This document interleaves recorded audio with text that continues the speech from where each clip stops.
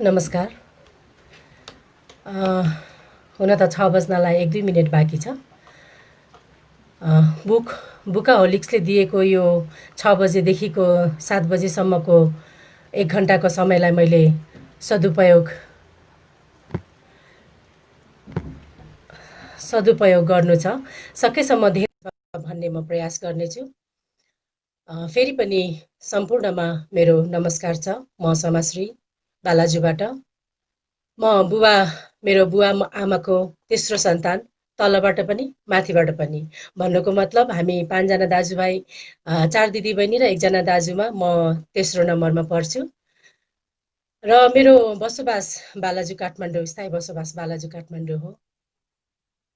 मैले शिक्षा सिद्धार्थ वनस्थली माध्यमिक विद्यालय बोर्डिङबाट मैले एसएलसी दिएको भने नेपाल ल कलेजमा मैले आइएलसम्म अध्ययन गरेको छु। सायद मेरो आवाज आइरहेको हुनुपर्छ। र अब आज हामी सन्दर्भ साहित्य नै छ। बुकाहोलिक्सले धेरै अगाडिदेखि नै धेरै राम्रो कार्यहरू गरेर आइरहेको छ। त्यस अन्तर्गत आज 50औं एपिसोडमा मलाई अवसर दिनुभयो। त्यसको लागि हार्दिक धन्यवाद भन्न चाहन्छु। अब कुरा गर्दाखेरि आफ्नो साहित्यतिर नै म जान्छु। मैले साहित्यमा वास्तवमा साहित्यलाई मलाई बच्चैदेखि नै इन्ट्रेस्ट थियो। मेरो इन्ट्रेस्ट थियो स्कुल लाइफदेखि नै। तर यसलाई मैले पूर्ण रूप दिन सकिरहेको थिइनँ। स्कुल लाइफ सकिसकेपछि तत्कालै विवाह भयो। विवाह भइसकेपछि त्यही घरजम यावत कुराहरूले गर्दाखेरि त्यसमा मेरो ध्यानै गएन। र पछिबाट म जब वैदेशिक रोजगारको सिलसिलामा म विदेश गएँ, त्यसपछिको समय कामको बावजुद त्यसपछिको समय फुर्सदको समय भयो। त्यसपछि चाहिँ नि अनि आफूमा भएको केही क्षमताहरूलाई अथवा त्यो आफूले जुन त्यता बस्दाखेरिको एकाङ्कीपनलाई चाहिँ कसरी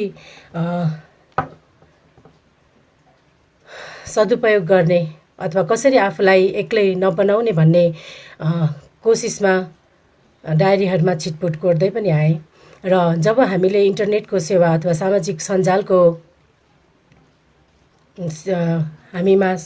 सञ्जाल आइपुग्यो, त्यसपछि सामाजिक सञ्जालमा म 2009मा जोडिएँ। 2009मा जोडिँदाखेरि पनि स्ट्याटसहरू अपडेट गरिन्थ्यो। धेरै अग्रजहरूको र धेरै साहित्यकारहरूको चाहिँ पढ्दै आइरहेको थिएँ र त्यसमा कमेन्टहरू पनि गर्दै छोटो छोटो टुक्रा टुक्री लेख्दै पनि आइरहेको थिएँ। त्यसो गर्दा गर्दै एक प्रकारको आफूलाई पनि एउटा इच्छा जागेर आयो र अनि केही लेख्न थालियो। मैले वास्तवमा मेरो पहिलो कविता पानी कविता हो र त्यो कविता मैले सामाजिक सञ्जाल फेसबुकमा नै मैले पोस्ट गरेको थिएँ पहिलो कविता। र अहिलेसम्म मेरो प्रकाशित कृतिहरूमा वंशलोचन कविता सङ्ग्रह 2070मा प्रकाशित भएको हो। छाप्न चाहिँ 70मा छापियो, तर यसको प्रकाशन अथवा यसको लोकार्पण चाहिँ 2071मा भयो। र लोकार्पण वरिष्ठ कवि तुलसी दिवसज्यूले गर्नुभएको थियो। उहाँको प्रमुख आतिथ्यमा यो लोकार्पण भएको थियो भने जलसा नेपाल र आवरण.com ले भरपुर सहयोग गरिदिनु भएको थियो। सम्झिनु पर्दा लोकार्पण गर्दाखेरि म परदेशमा थिएँ। त्यतिखेर म रोजगारीको सिलसिलामा धेरै वर्ष परदेशमा बसेर आएको हुँ र अहिले फर्केको 1.5-2 वर्ष भएको छ। अब नजाने गरेर आएको समय त्यतिखेर लोकार्पण हुँदाखेरि मैले अघि नै भनिसकेको छु, तैपनि सुनेन भन्नुभयो। लोकार्पण हुँदाखेरि म परदेशमा थिएँ र घरदेशमा चाहिँ नि यो मेरो पहिलो कविता सङ्ग्रह लोकार्पण भइरहेको थियो। त्यतिखेरको अनुभव म बयान गरेर गर्न नसक्ने कस्तो हुँदो रहेछ भने आफू चाहिँ नि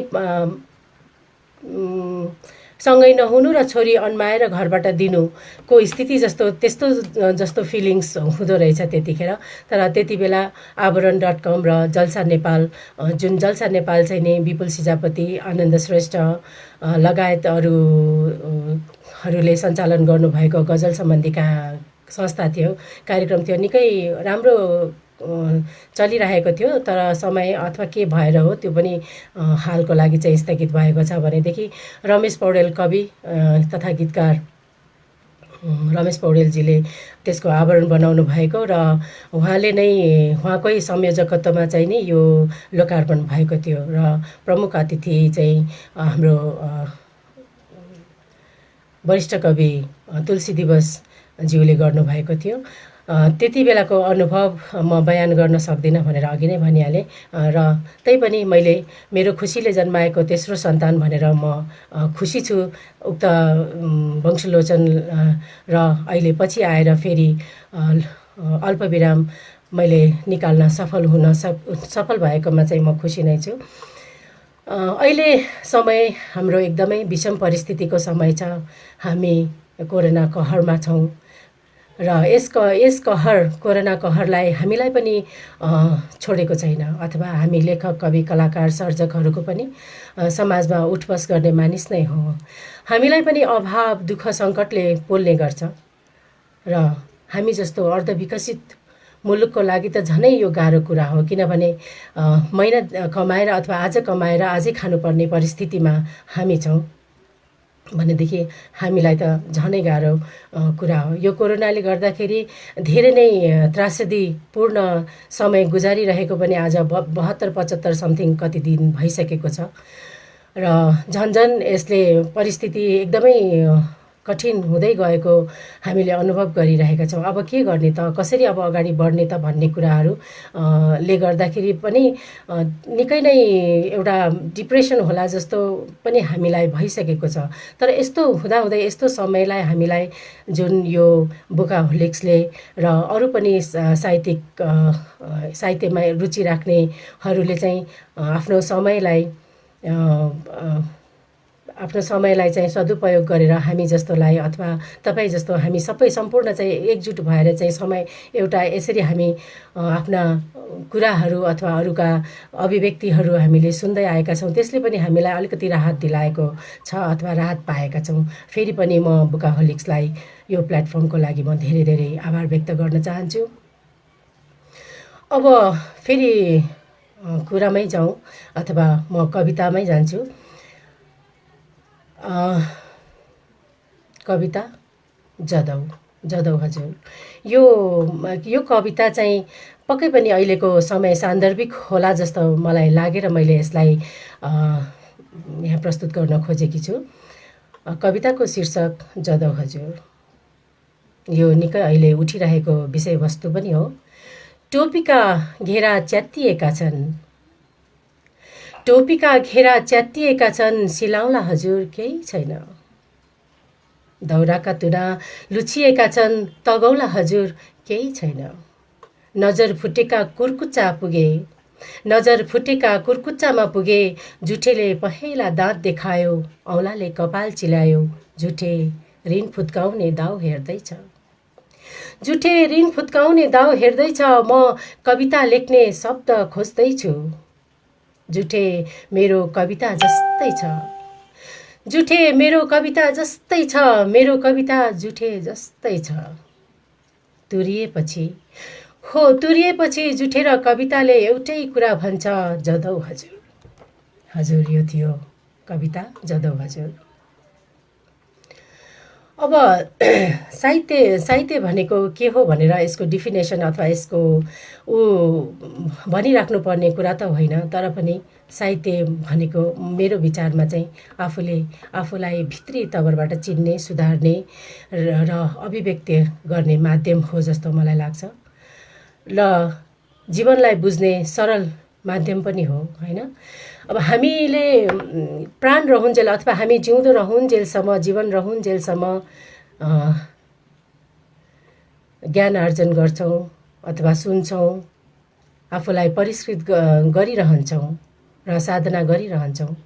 तर मृत्यु पश्चात पनि आफूलाई जिउँदो राख्ने हो भने, जीवित राख्ने हो भने चाहिँ हामीले साहित्य कर्म गर्दाखेरि आफूलाई जीवित राख्न सकिन्छ जस्तो मलाई लाग्छ। कविताको बारेमा अथवा कविता भनेको के हो भन्ने कुरामा त मैले भनिराख्नुपर्छ जस्तो मलाई लाग्दैन, किनभने यसमा म त्यति विज्ञ अथवा मलाई त्यति होइन। किनभने कविता मैले अघि नै भनेको नि आफूलाई अभिव्यक्त गर्ने माध्यम हो मेरो लागि। म कतैबाट चिमोटिन्छु अथवा कतैबाट दुख्छु अथवा मलाई केही हुन्छ भने, मलाई केहीले छुन्छ भने म त्यसलाई शब्दहरूको माध्यमबाट त्यसलाई कविता शब्दहरूलाई म एउटा माध्यम बनाएर त्यसलाई केही लेख्छु र त्यसैलाई नै म कविता भनेर भन्छु र त्यसैलाई नै मैले कविता भन्दै पनि आएको छु। सायद त्यो कविता नै हुनुपर्छ, त्यसैले पनि यहाँहरूले स्वीकारिदिनु भएको छ। अब कुरा गर्छु म कविता सीता उवाच। यो मेरो पहिलो कविता सङ्ग्रह वंशलोचनबाट लिएको कविता हो। उक्त कविता मलाई पनि असाध्यै मन परेको कविता हो। धेरैले मलाई मन परेको कविता भनेर भन्नुहुन्छ, मलाई खुसी लाग्छ र धेरैले समाजश्रीलाई चिनाउने कविता नै सीता उवाच हो भनेर पनि भनिदिनुहुन्छ। धेरै गर्व पनि लाग्छ र खुसी पनि लाग्छ। र उक्त लोकार्पणको दिनमा हुन त मैले त्यो कविता त्यसरी यसरी मैले त्यो कविता चाहिँ मेरो चिनारी नै होला अथवा मेरो एउटा होला भनेर मैले सोचेको थिएन। त्योभन्दा पनि मलाई मन परेका कविताहरू अरू पनि थिए वंशलोचनमा, अरू पनि थिए। तर एउटा त्यतिखेर चाहिँ तुलसी दिवसज्यूले उहाँले चाहिँ त्यो कवितालाई यसरी व्याख्या गरिदिनु भयो कि म पनि झच्याङ्ग भएँ। र त्यतिखेर चाहिँ हुन त मलाई मन परेको कवितामै परेको हो, तर त्योभन्दा पनि मन परेको कविताहरू अरू पनि थिए, अरू पनि छन्। त्यसपछि चाहिँ मलाई पनि अलिकति त्यो कविता चाहिँ धेरै नै भयो र त्यसैले मलाई अहिले यो धेरैले चाहिँ नि समाजश्रीको कविता भनेर चिन्ने गर्नुहुन्छ र चिन्नुहुन्छ। पहिला म कविता सुनाउँछु र त्यो कविता बारेमा म केही कुराहरू भन्छु, किनभने मलाई आज म्यासेजहरूमा सीता उवाच सुनाउनै पर्छ भन्ने कुराहरू पनि आएको छ। त्यही भएर म त्यो कविता यहाँ राख्न चाहन्छु। मैले अघि नै भने पहिलो कृति वंशलोचन 70मा छापिएको र 71मा लोकार्पण भएको होइन। वंशलोचन को कविता सीता उवाच। कविता अलि लामै छ। कविता सीता उवाच। राम, मेरो सम्बोधनमा आश्चर्यचकित नहुनु, विस्मित नहुनु। हटाऊ यी चिताका समिधाका रास, लखेट तिम्रा साक्षीहरू। तिम्रो महिमाको लागि, तिम्रो लोकलाजको लागि सीता अब अग्नि परीक्षा दिन सक्दिन। घाम शिरमाथि लागेको छ, घाम शिरमाथि लागेको छ। फर्केर नहेर, त्यहाँ न तिम्रो छाया छ न त छाया सरी सीता। तिम्रो छाया आफ्नै शरीरमा झरेको छ। सीता अब छाया बनेर लतारिन सक्दिन। म तिमीसम्म आइपुग्दा एक रात कामीसँग बिताएँ। मेरो आगमनमा हर्षले गदगद भएर आरनमा उसका लहुभस्म पोतिएका हातले मलाई बेसमरी माडे। बग्दै गरेका पसिनाले मेरो रोम रोम धोइदिए। भार रहित मलाई विदाईमा मुहाई खाँदै कोसेली दिएका छन् विचारका केही धारिला हतियार। मैले उसलाई स्वामी मानेको छु। मैले हलियासँग पनि रात बिताएँ। माटोको मोहक गन्धले खैचेर मलाई ऊ छेउ पुर्यायो। उसले पनि सुमसुम्याउँदै त्यही माटोको गन्ध मेरो बदन भरिदियो। ठेला परेका हातका मर्दनले जुगौँदेखिको पीडा शान्त पारिदियो। सयौं उकुस मुकुस मरे, जिउ सन्चो भयो। उसले मेरो पोल्टामा केही बिउ हालिदिएका छन्। अहिले यसमा पालुवा पनि लाग्न थालिसके। बिदाईमा अँगालेर उसले कानमा फुकिदियो श्रमको मन्त्र र भन्यो, यी फुलहरू फुलेपछि अन्यत्र पनि सार्नु। मैले उसलाई पनि स्वामी मानेको छु।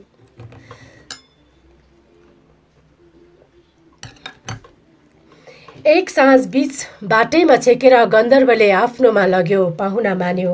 सारङ्गीका तार तान तुन पार्यो, गजोमा मैन दल्यो। चार तारलाई गजोले रेड्दै उनका औँला सारङ्गीमा नाच्न थाल्यो।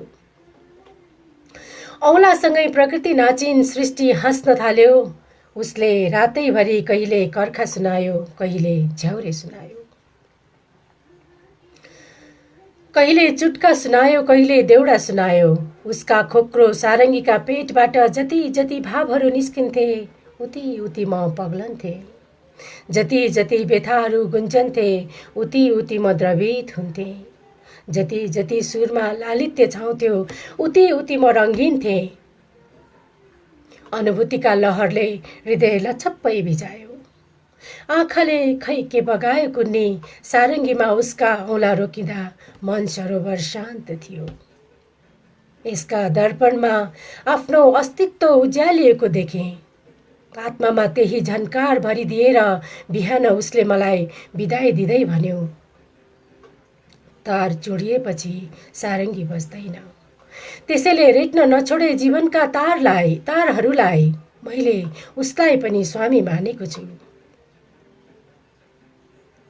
राम राम, तिमी कहिलेसम्म परीक्षा लिन्छौ आफ्नो विश्वासको, मेरो आस्थाको। तिम्रो स्वार्थको, मेरो त्यागको। तिम्रो अभिमानको, मेरो स्वाभिमानको। तिम्रो पलको, मेरो युगको। तिम्रो नामको, मेरो पूर्ण अस्तित्वको। तिम्रो सीताको, मेरो मनको नारीको। भन राम, कहिलेसम्म यो रीत दोहोऱ्याउन चाहन्छौ तिम्रो रामायणमा? आँखा खोल राम, परिवर्तनको दर्पणमा दृश्य फेरिसकेको छ। अवस्था बदलिसकेको छ। पीठ परिभाषामा नयाँ पालुवा पलाएको छ। नारी अब भोग्या रहिन। नारी अब दासी रहिन। नारी समानान्तर कर्म बोक्न सक्छे। नारी समानान्तर हक खोज्न सक्छे। नारी अब नारी भएर बाँच्न सक्छे। राम, तिमीलाई पछ्याउँदै तिमीसम्म आइपुग्दा मैले बिताएका यस्ता रात अनगिन्ती छन्। तिमी धर्मले भन राम, मेरो अग्नि परीक्षा लिन सक्छौ? धन्यवाद। अलि आवाजले साथ दिएन।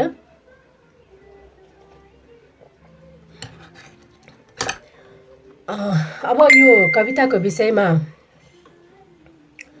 म अलिकति भन्न गइरहेको छु। वास्तवमा म नारी र पुरुष भनेर विभेद गर्ने मान्छे होइन। मलाई विभेद गरेको मन पर्दैन र विभेद गर्दै गरेको म हेर्न चाहन्न। सीतावाच कवितामा प्रस्तुत कामी, किसान, गन्धर्व युगका प्रतीक थिए। यसलाई मैले वास्तवमा 3 युगको प्रतीक मानेर मैले यसमा प्रस्तुत गरेको हो। ती युगहरूलाई पार गर्दै खारिएर आएका नारीहरू अब स्वतन्त्र र सक्षम भइसकेको छ आजको युगमा आएर। र नारीलाई हेर्ने दृष्टिकोण पनि हेर्ने दृष्टिकोण र परिभाषा पनि अब परिवर्तन गर्नुपर्छ र नगरे अन्यथा हुन जान्छ अथवा जानेछ भन्ने सन्देश मैले यो खासमा यो कवितामा दिन खोजेको हो। पितृसत्तात्मक समाज थियो, अब बिस्तारै त्यो हट्दै गएको अवस्था छ र हटाउनु पनि पर्छ। सधैँ हामीले पितृसत्तात्मक भनेर त्यसलाई नै अँगाल्दै बस्ने कुरा पनि आउँदैन र अब बिस्तारै त्यो हटेर पनि गइसकेको छ। र यस्तो के हुनु हुँदैन भन्छु म। पितृसत्ता या पुरुष वर्गलाई दोष दिएर मात्रै लेख्नुपर्छ भन्ने पनि मलाई लाग्दैन। हामीले धेरै कविताहरू अथवा कुनै पनि साहित्यिक सिर्जनाहरू चाहिँ धेरैले चाहिँ पुरुषहरूलाई गाली गरेर आक्षेप लगाएर लेखिरहेको पनि हामीले देखिरहेका छौँ। आमाको गुणगान धेरै गाउने तर बुबालाई चाहिँ अलिकति ओझेलमा पारेर लेख्दै गरेको पनि हामीले देखेका छौँ। नारीको पीडा पीडा तर पुरुषको पीडा पीडा होइन भन्ने कुराहरू पनि हामीले धेरै जसो लेखाइमा पुरुष वर्गले लेख्दाखेरि पनि त्यसैलाई नै एक्सपोज गरेर लेखिरहेको देखेका छौँ भने अब हामी नारीले त झन् लेख्ने नै भयो, किनभने त्यो विगतदेखि भोगेर आएको कुरालाई हामीले लेख्दाखेरि चाहिँ अलिकति त्यसमा सिम्प्याथी पाइन्छ कि भन्ने पनि होला सोच। मेरो विचारमा मलाई त्यस्तो लाग्छ। मलाई चाहिँ त्यसरी लेख्नुपर्छ अथवा त्यसरी नै लेख्नुपर्छ, पुरुष वर्गलाई दोष दिँदैमा लान्छना दिएर गाली गर्दैमा चाहिँ लेखेको अभिभारा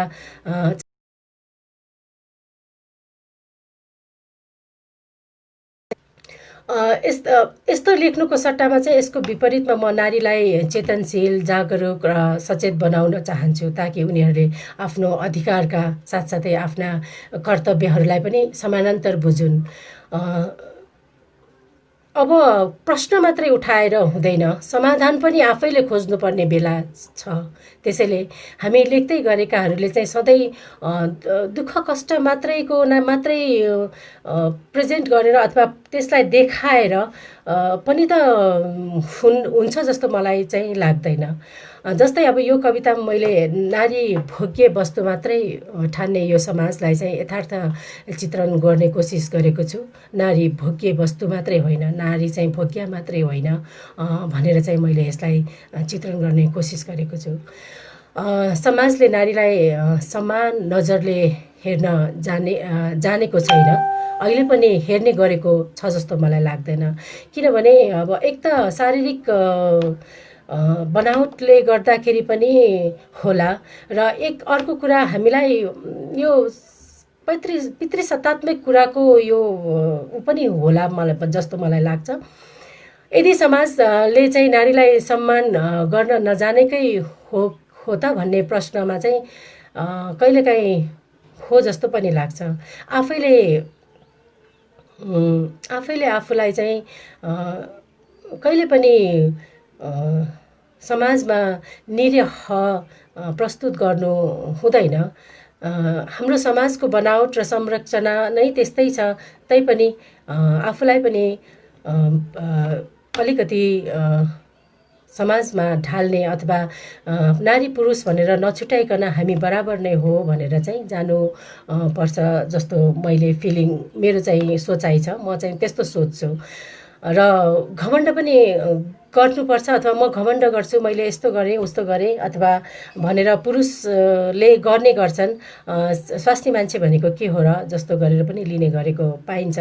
तर लिने गरेको पाए तापनि त्यसलाई चाहिँ नि अब हामीले सोच बदल्नुपर्छ र त्यही अनुसारले हामीले लेख्दाखेरि चाहिँ अलिकति कमलो कुराले अलिकति कोमल टच दिएर चाहिँ लेख्नुपर्छ जस्तो मलाई लाग्छ। समय परिवर्तन सँगसँगै अब सबै कुरा परिवर्तन हुनुपर्छ, आफ्नो सोच पनि बदल्नुपर्छ जस्तो मलाई लाग्छ। अब अघि नै मैले भने यो सीता उवाचको कुरामा मैले यो नारी पुरुषको विभेदलाई चाहिँ अहिले आधुनिक समाजमा चाहिँ आधुनिक रामहरूको लागि पनि मैले यसलाई अलिकति व्याख्या गर्न खोजेको हो। यसको भनौँ यो कविता लेख्नुको तात्पर्य चाहिँ यही नै हो। अब जहिले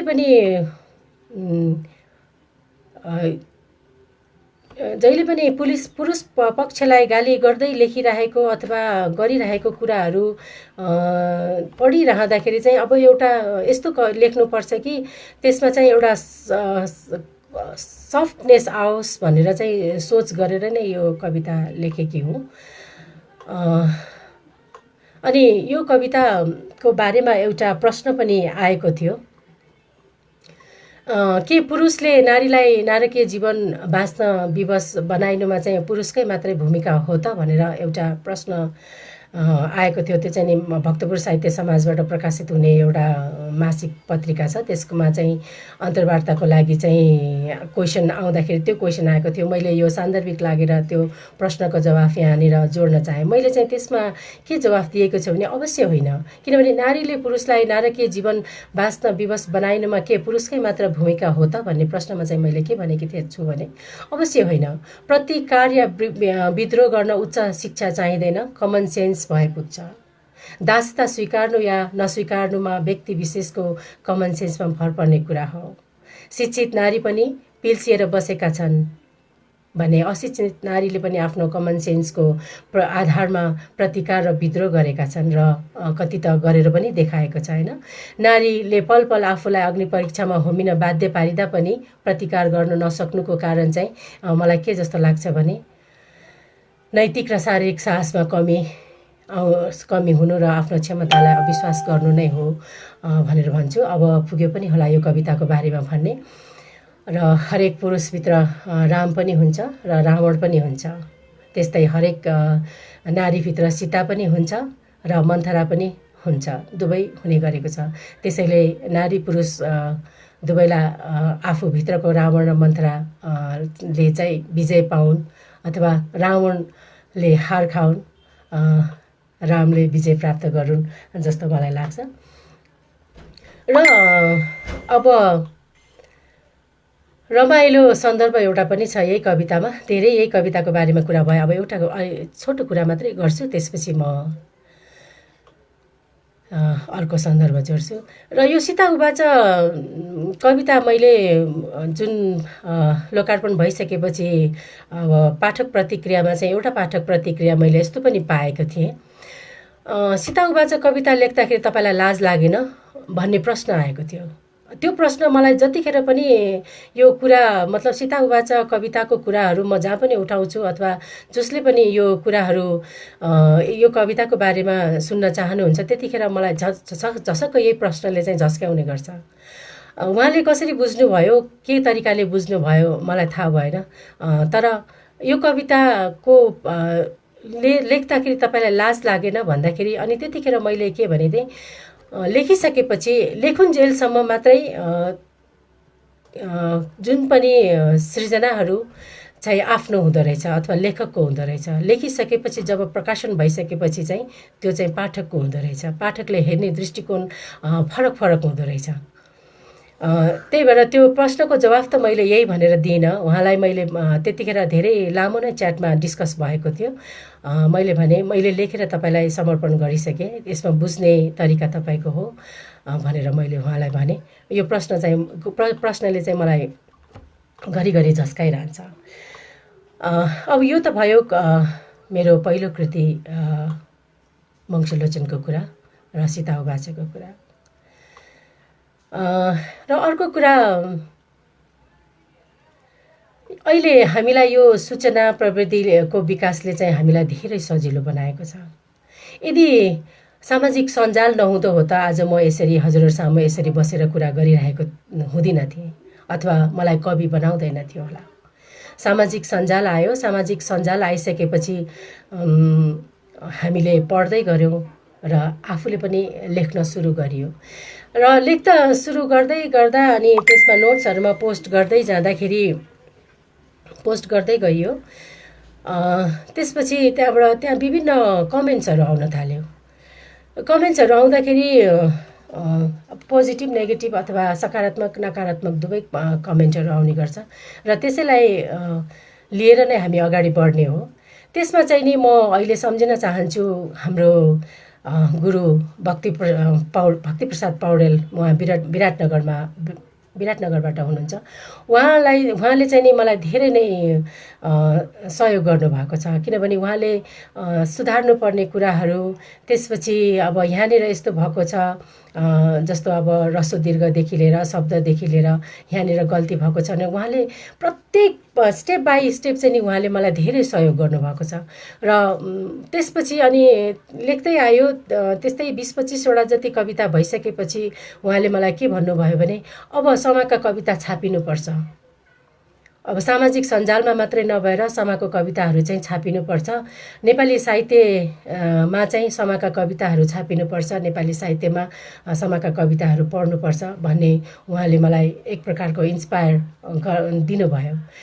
र प्रत्येक कमेन्ट्सहरूमा उहाँले त्यही भन्नुहुन्थ्यो कि अलि फरक नै छ समाले लेख्ने गरेका कविताहरू, त्यही भएर अब यो कविताहरू चाहिँ छापिनुपर्छ भनेर उहाँले घचघच्याउनु भयो। तैपनि आफूलाई कस्तो कस्तो लागिरहेको थियो, अनि हो कि होइन के गरौँ कसो गरौँ जस्तो भइरहेको थियो। त्यसो गर्दै लेख्दै आफूलाई परिष्कृत गर्दै जाँदाखेरि धेरै कमेन्ट्सहरू त्यस्तै आउन थाल्यो। जस्तो दीपक खड्का सर, उहाँको पनि त्यस्तै कमेन्ट्सहरू आउँथ्यो।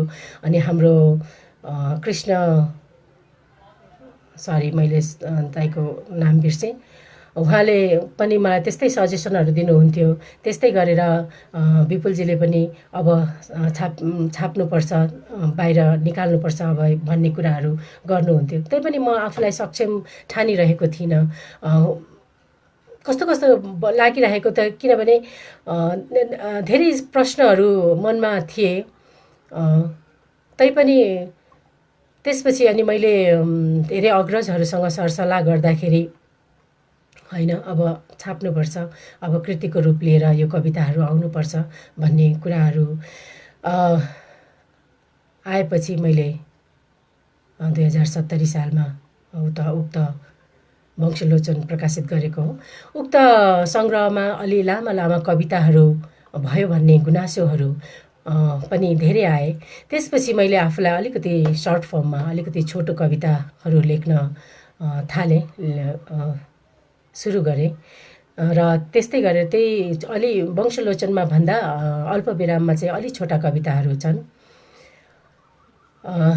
र यति बेला म मेरो गुरु हरि घिमिरे सर, उहाँ अहिले भर्जिनियामा अमेरिकामा बस्दै आउनु भएको छ। म उहाँलाई पनि सम्झिन चाहन्छु, किनभने उहाँकै छत्रछायामा मैले स्कुलमा नेपाली पढेकी हुँ।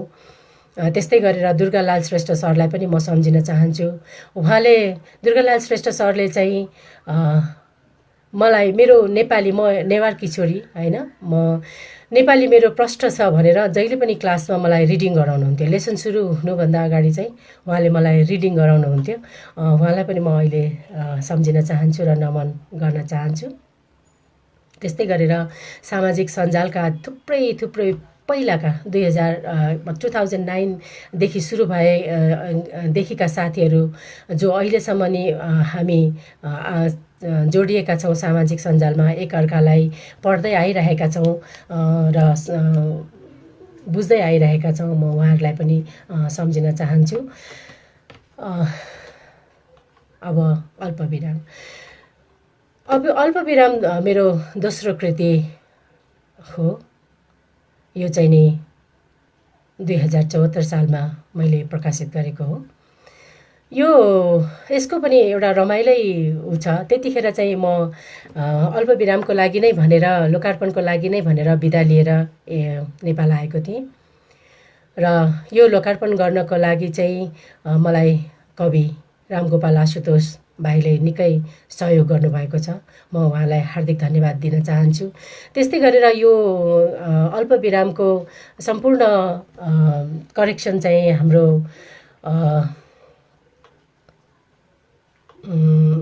भाषाविद चेतन कार्की बुवाले गरिदिनु भएको हो। उहाँलाई पनि म हार्दिक नमन गर्न चाहन्छु र उहाँकै प्रमुख आतिथ्यमा यो लोकार्पण पनि भएको हो। अब कुरा अलि पछि गरौँला। म यसैबाट एउटा कविता लिन चाहन्छु। यो कविता मैले किन लिएँ भन्दाखेरि यो एउटा प्रयोगात्मक कविता पनि हो। आमालाई प्रश्नहरू। यो कविताको शीर्षक चाहिँ आमालाई प्रश्नहरू। यो गोपाल प्रसाद रिमालको कविताको प्रतिक्रान्त विचारलाई मैले पनि प्रयोगात्मक रूपमा इन्स्पायर भएर लेखेको कविता हो। अब कविता आमालाई प्रश्नहरू। मैले हजुरहरूको यहाँ लेखेको छैन, कमेन्टहरू हेरिरहेको छैन। म एकछिनपछि हेर्नेछु। सम्पूर्णलाई फेरि पनि नमन। कविता आमालाई प्रश्नहरू।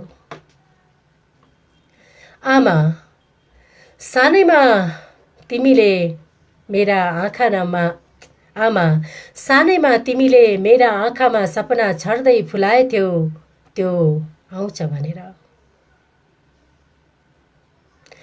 खै त्यो आयो र आमा, त्यो आएको उही नै हो र आमा। तिमीले भनेकी थियौ त्यो बिहानको सूर्य झैँ उज्यालो चढ्दै कम्मरमा शीत जस्तै टल्कने हतियार झुन्ड्याएर त्यो आउँछ भनेर। खै त्यो आयो त आमा। आमा तिमीले भने चाहिँ त्यो आए जस्तो पनि छ, त्यो आए जस्तो पनि छैन। कसरी भनौँ, कसरी आयो भनौँ आमा।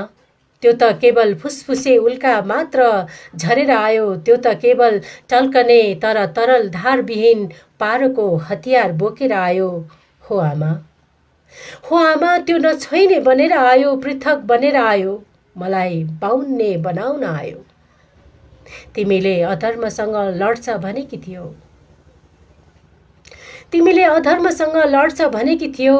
ऊ त धर्मकै मतियार भएर, ऊ त अधर्मकै मतियार भएर आयो। खै त्यो आयो त आमा। आमा कतै तिमीले मलाई तान्द्रामा हुँदा त सुनाएनौ ऊ आउने कथा। तिमीले वर्णन गरेको रूप कतै झकाइमा देखेको बुख्याचा त होइन। म सुर भरेर बसिरहेँ, म सुर भरेर बसिरहेँ, गला खकारेर बसिरहेँ, बाँसुरी सम्हालेर बसिरहेँ। केही बुलबुले आवाज सुनेर म हौसिएँ, पानीमा पँधेर जाने के त्यो उही हो आमा। खै त्यो आयो त आमा।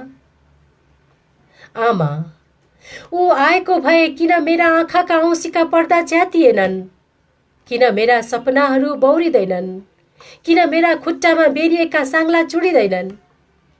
तिमी हुरीको कुरा गर्थ्यौ, तिमी हुरीको कुरा गर्थ्यौ, मैले त बतास पनि महसुस गरेको छैन। जड्ता झन झन असङ्ख्य जरा हाल्दैछ।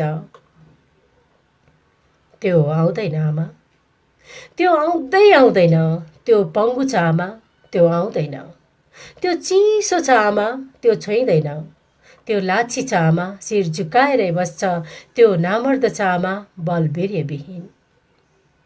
त्यसको आशा नगर आमा, तिमीले देखेको सपना मात्र हो, मात्र सपना आमा। तिम्रो छोरा रुक्न रहरै मर्छ, तिमी नमरुन्जेल रुक्न छोराको कपाल मुसारी रहन्छौ। तिमीले देखेका उज्याला खग्रासको मुखभित्र छ,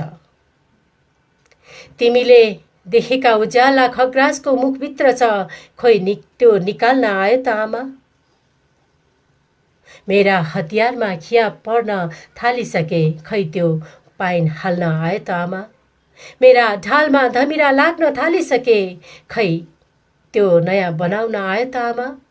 युग हाँक्ने सङ्ग्राममा मलाई हाँक्छु भन्थ्यो, खै त्यो आयो त आमा। धन्यवाद। यो कविताको बारेमा मैले केही पनि भन्न चाहिनँ। मैले अघि नै भनिहालेँ, यो एउटा प्रयोगात्मक कविता हो। अब खै के कुरा गरौँ। लेखक भनेको एउटा यस्तो शक्तिशाली प्राणी हो जो बाँचुन्जेलसम्म ओझेल परेको हुन्छ। हाम्रो नेपालको सन्दर्भमा त झनै, किनभने यहाँ कसैले पनि लेखक, सर्जक अथवा साहित्यकार कसैलाई पनि सम्मान गर्ने, जिउँदै छँदाखेरि सम्मान गर्ने परम्परा अझै पनि बसेको छ जस्तो मलाई लाग्दैन। र त्यसपछि मृत्युपर्यन्त चाहिँ जे गर्नुपर्छ, अब सम्मानले पुरस्कृत गरिन्छ, झन्डा ओढाइन्छ, यावत कुराहरू गरिन्छ। त्यहाँ खासमा त्यो आवश्यक कुरा हो जस्तो मलाई लाग्दैन। जे गर्नु छ जीवन छँदै गर्नुपर्छ। कति लेखकहरू कस्तो दयनीय अवस्थामा, कति साहित्यकारहरू कति दयनीय अवस्थामा, कति सर्जकहरू दयनीय अवस्थामा गुज्रिनु परेको हामीले सुन्दै र देख्दै आएका छौँ। त्यस्तो देख्दाखेरि असाध्यै दुःख लाग्छ। भौतिक रूपमा मरिसकेपछि मात्रै खासमा लेखक भनेको भौतिक रूपमा मरिसकेपछि मात्रै जीवन्त हुने चिज हो कि अथवा जस्तो पनि मलाई लाग्छ र हो पनि। त्यसैले पनि हामी लेखकहरूलाई एउटा कृति निकाल्दाखेरि चाहिँ त्यो कृति जीवन्त रहन्छ मृत्यु पर्यन्त पनि अथवा आफू बाँचिरहने माध्यम हो भनेर पनि भन्ने गरिन्छ। दुःख सुख भनेको त छँदैछ, यस्तै हो। र मैले अघि नै भने साहित्य बुझ्ने आफ्नै तरिका हुन्छ। कसैले कुन तरिकाले बुझिरहेको हुन्छ भने कसैले कुनै तरिकाले बुझिरहेको हुन्छ। त्यसमा मेरो बुझेन अथवा मेरो बुझ्न सकेन, बुझ्दै बुझ्दैन भनेर हामीले त्यसमा अनर्गल कुराहरू गरिराख्नुपर्छ जस्तो पनि मलाई लाग्दैन। शान्त तवरले आफ्नो लेख्दै जाने हो, आफ्नो गर्दै जाने हो जस्तो लाग्छ। र पुरस्कारको विषयमा कुरा गर्दाखेरि मलाई कतै पनि हजुर म लाइभ यहाँ आइसकेको छु, फेरि डिस्कनेक्ट भएर आउनु भनेर भन्नुभएको भएर देखिरहनु भएको छ कि छैन मलाई थाहा भएन। हजुर मैले यहाँ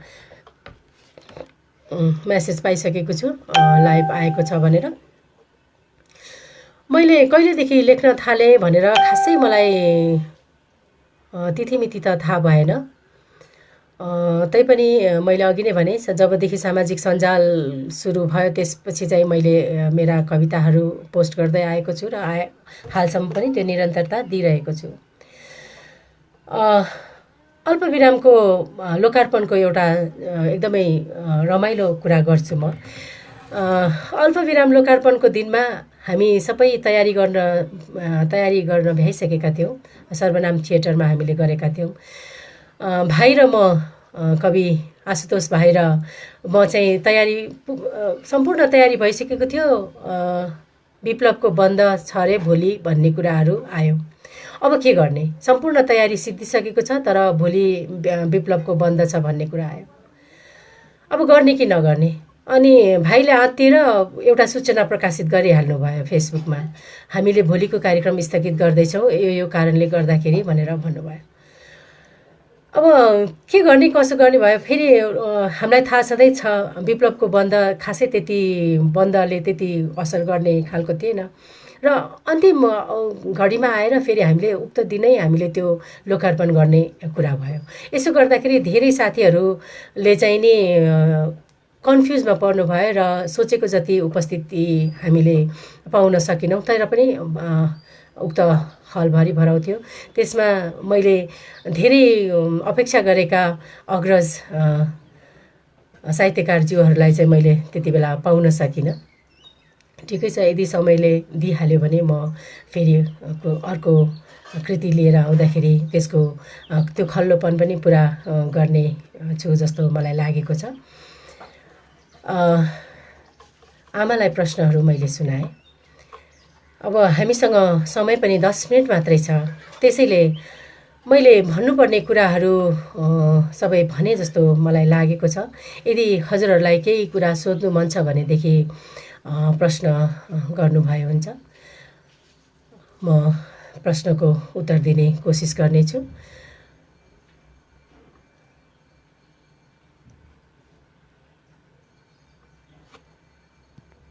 अहिले राम्रोसँग आइरहेको छ भनेर भन्नुभएको छ। धेरैले नमस्कार गर्नुभएको छ। नमस्कार त मेरो छँदैछ।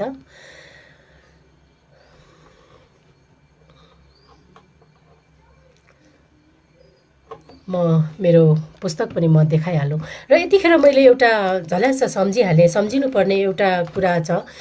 हाम्रो विपुल सिजापति, कथाकार विपुल सिजापति ज्यूको बुबा रामविक्रम सिजापति ज्यूले मेरो कृति वंशलोचनको बारेमा समीक्षा गर्नुभएको थियो। उक्त समीक्षा गर्नुभएको छ। उहाँ यसपालि देहावसान भयो उहाँको। उहाँप्रति हार्दिक श्रद्धासुमन म व्यक्त गर्न चाहन्छु। र मैले उक्त त्यतिन्जेलसम्म मैले वंशलोचनको बारेमा कतै पनि मैले समीक्षाहरू अथवा कसैले पनि यस बारेमा लेखेर प्रकाशित गरेको अथवा थिएन। त्यो मेरो लागि एउटा ठुलो इन्स्पायर अथवा ठुलो इन्स्पायर भयो मलाई। म उहाँलाई आजको दिनमा मैले यसरी बोलिरहँदाखेरि सम्झिन चाहन्छु, उहाँप्रति म श्रद्धासुमन व्यक्त गर्न चाहन्छु। र वंशलोचन, खासमा यो वंशलोचन भन्ने कविता सङ्ग्रहको नाम पनि अलिकति पृथक छ भनेर कुराहरू पनि आइरहेको थियो त्यतिखेर। अहिले पनि वंशलोचन भनेको के हो त भन्ने प्रश्नहरू आइरहेको छ। अब वंशलोचन भन्ने प्रश्नको उत्तर दिनुपर्दाखेरि चाहिँ म के भन्छु भने, एउटा वंशलोचन भनेको चाहिँ के हो भने त्यो बाँसभित्रको एउटा पानी हो। त्यो पानी जम्नलाई चाहिँ स्वाति नक्षत्र भएको दिनमा चाहिँ उक्त बाँसभित्र पानी जम्ने गर्दो रहेछ, त्यो गर्छ। यो पनि मैले अध्ययनबाटै थाहा पाएको कुरा हो। र त्यो पानी चाहिँ नि एकदमै अमृत समान औषधिको रूपमा प्रयोग हुँदो रहेछ। र नारीलाई पनि अब उक्त जुन त्यो अमृत समान पानी जुन औषधिको रूपमा पनि प्रयोग गरिन्छ, हामी नारीलाई पनि त्यही रूपमा चाहिँ लिने गरेको छु। म कहिले पनि नारीलाई अबला भनेर सोच्दिनँ, सोच्नु पनि हुन्छ, सोचोस् जस्तो पनि लाग्दैन र सोच्दा पनि सोच्दिनँ र सोचेको पनि मन पर्दैन। त्यो चाहिँ नि मैले बुझाउन सकेको यति नै हो। यदि त्यो बारेमा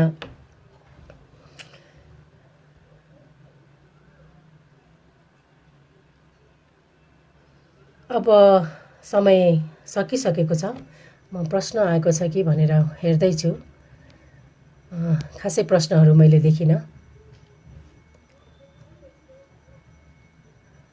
यहाँ रिचाजीले लेख्नु भएको रहेछ, अल्पविरामको लोकार्पणको एक दिन अचानक पहिलो पटक भेट भएको थियो एजुकेसन बुक सेन्टर। हो, मैले रिचाजीलाई पहिलो हाम्रो भेट चाहिँ नि एजुकेसन बुक सेन्टरमा, म पनि केही किताबहरू खोज्नको लागि त्यहाँ गइरहेको थिएँ, उहाँ पनि आइराख्नु भएको रहेछ। हाम्रो जम्का भेट त्यहीँ भएको थियो। लगभग 3 वर्ष अगाडि, 4 वर्ष भयो होला अगाडि हो। त्यो दिनदेखि हामी निरन्तर टचमा छौँ र त्यही नै हो। अब एकदम नितान्त नयाँ कविता एउटा, त्यसपछि हामीले छुटिनु पनि पर्छ होला, 5 मिनट मात्र बाँकी छ समय। कविताको शीर्षक ढुङ्गा र मूर्ति। यो एकदमै फ्रेस कविता हो। कविताको शीर्षक ढुङ्गा र मूर्ति। हरेक दिन बिहान जब मन्दिरको घन्टा बज्छ तब म सोच्छु, हरेक दिन बिहान जब मन्दिरको घन्टा बज्छ तब म सोच्छु, मान्छे ईश्वर जगाउँदैछ या अरू केही। आवाज नदी होइन एकसरो बग्ने, आवाज नदी होइन एकसरो बग्ने, आवाज वृत्ताकारमै फैलिन्छ। घण्टाको कम्पन र तरङ्गे वृत्त हुन्छ। वृत्तभित्र जिउँदो केवल चेतना हुन्छ। मृत केवल मूर्ता हुन्छ। जागृत केवल ज्ञान हुन्छ, मूर्छित केवल अज्ञान हुन्छ। हरेक दिन बिहान जब मन्दिरको घन्टा बज्छ तब म सोच्छु, मन्दिरको घन्टा ईश्वर जगाउँछ कि मूर्खता। आगो कहाँ मात्र छैन र, आगो कहाँ मात्र छैन र, उदराग्नि पानी त आगो हो नि। आगो कहाँ मात्र छैन र, उदराग्नि पनि त आगो हो नि। क्रोध पनि त आगो नै हो नि। अभिमान पनि त आगो नै हो। आगो संरक्षक हो जीवनको, आगो संरक्षक हो जीवनको, आगो विनाशक पनि हो जीवनको। सौम्य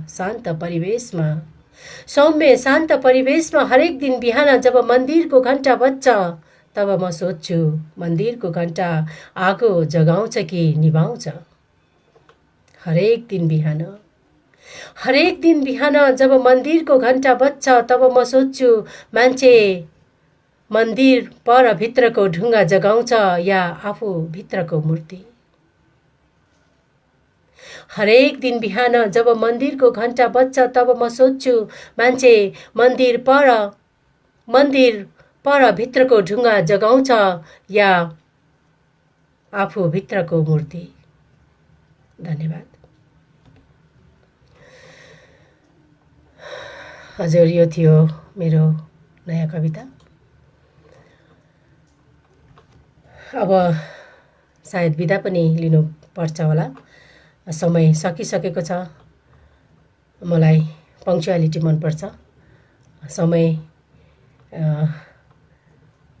मलाई जहाँ पनि मेरो बानी नै छ, यदि बरु मलाई 5 मिनट अगाडि पुग्छु, ढिला पुग्नु मन लाग्दैन र समयमै मलाई जे पनि कुरा पूर्ण हुनुपर्छ। अलिकति जिद्दी पनि छु यस कारणले र यसको लागि